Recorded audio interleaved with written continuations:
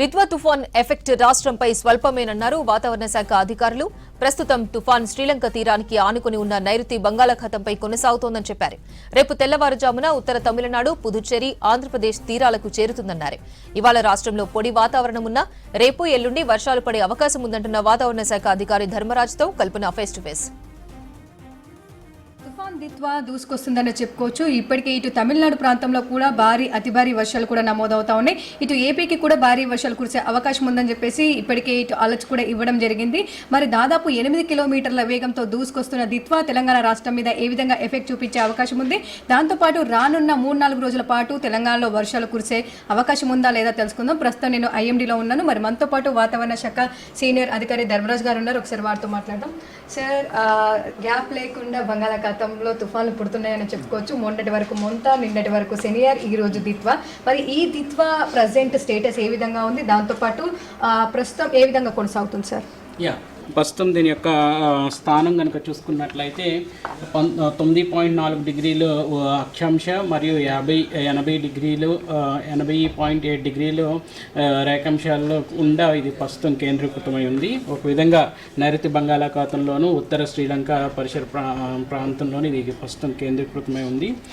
అలాగే చూసుకున్నట్లయితే దీని యొక్క వేగం కూడా గంటకు 8 కిలోమీటర్ల వేగంతో కదులుతూ ఉత్తర వాయువ్య దిశలో అయితే ప్రస్తుతం ఇది కదలాడుతుంది.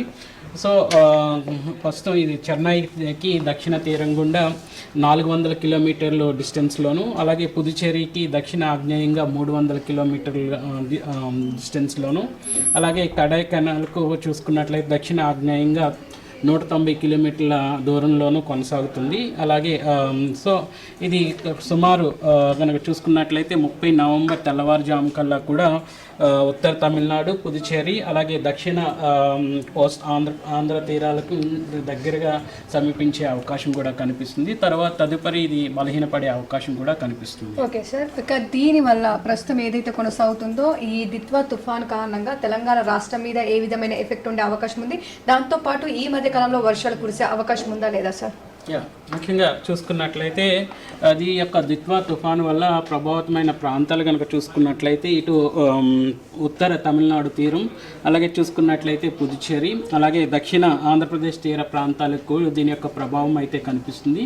అలాగే స్వల్పంగా ఇటు తెలంగాణలో కూడా దీని యొక్క ప్రభావం అయితే కనిపిస్తుంది. ఈరోజు రేపు కూడా తేలికపాటి జల్లు అనేది ఒక విధంగా ఈరోజు పొడిబారిన వాతావరణం కనిపించినప్పటికీ రేపు అక్కడక్కడ తేలికపాటి జల్లులు అనేవి కలిసే అవకాశం కనిపిస్తుంది. అలాగే డిసెంబర్ 1 కల్లా కూడా ముఖ్యంగా చూసుకున్నట్లయితే ఖమ్మం, సూర్యాపేట, నల్గొండ, అలాగే చూసుకున్నట్లయితే నాగర్ కర్నూల్ ఈ యొక్క జిల్లాల్లో అక్కడక్కడ భారీ వర్షాలు నమోదయ్యే అవకాశం కనిపిస్తుంది. ప్రస్తుతం కాస్త చలి కూడా పెరిగినట్టుగా కూడా కనిపిస్తూ ఉంది. ప్రస్తుతం గరిష్ట ఉష్ణోగ్రతలు ఏ విధంగా నమోదవుతున్నాయి సార్ తెలంగాణ రాష్ట్ర వ్యాప్తంగా?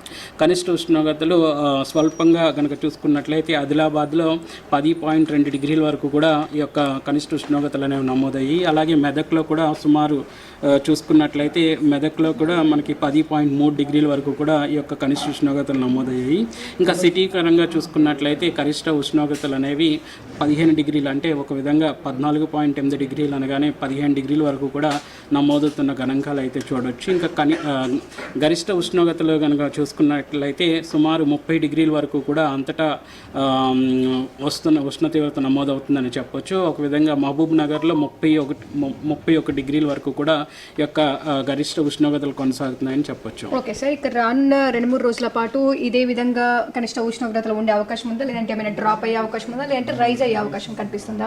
ప్రస్తుతం కనుక చూసుకుంటే ఈ యొక్క కనిష్ట ఉష్ణోగ్రతలు సగటుకి సాధారణంగానే కొనసాగినప్పటికీ కూడా ఉదయం పూట ఉండేటువంటి పొగమంచు తీవ్రత అనేది కొంచెం ఉన్నప్పటికీ సూర్యరశ్మి తాకడం వల్ల క్రమేపీ ఈ యొక్క పొగమంచు తొలగిపోయే అవకాశం కూడా కనిపిస్తుంది. ఈ యొక్క ఉదయం పూట అలాగే సాయంత్రంలో చల్లటి వాతావరణం శీతలగాలుల వల్ల ఉండే అవకాశం అయితే కనిపిస్తుంది.